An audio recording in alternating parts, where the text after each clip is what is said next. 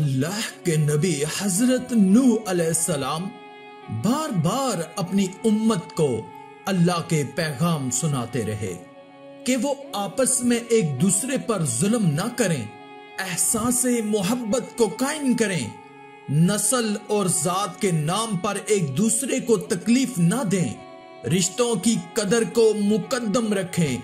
तो हजरत नूह अलैहिस्सलाम की कौम बार बार आपका मजाक उड़ाने लगती, इतने पत्थर मारते कि आप कई दिनों तक पत्थरों में ढके रहते, फिर सेहत याब होते, फिर अल्लाह के दीन की तबलीग करते। यहां तक के 950 साल गुजर चुके। बिलाखिर अल्लाह के नबी हजरत नूह अलैहिस्सलाम ने अपने हाथों को बुलंद करके अल्लाह के दरबार में दुआ की, ऐ अल्लाह मेरी उम्मत कभी हदायत नहीं पाएगी, ऐ परवरदिगार ये तेरे अजाब का मजाक उड़ाते हैं, उन्हें दिखा कि तू क्या ताकत रखता है।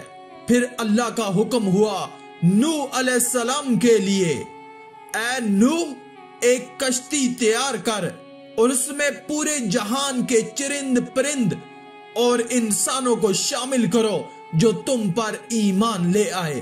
तो यूं अल्लाह के नबी हजरत नूह अलैहिस्सलाम ने दरख्त उगाए और कश्ती बनाने में लग गए और पूरी कौम आप पर हंसती रही।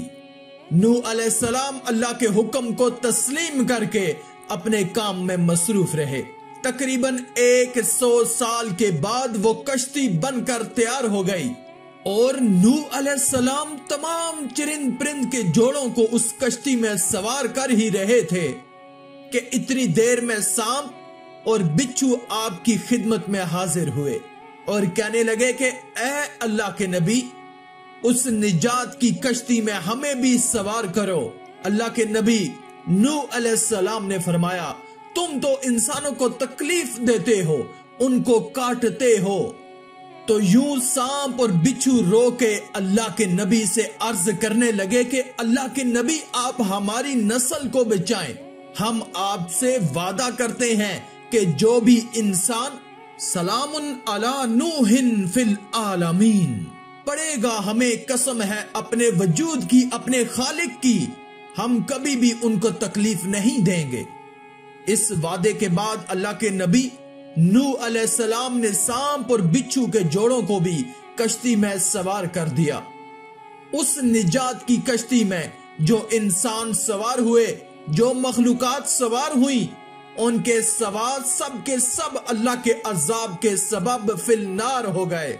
तूफान थमने के बाद अल्लाह के नबी नूह अलैहिस्सलाम ने जमीन को फिर से आबाद किया।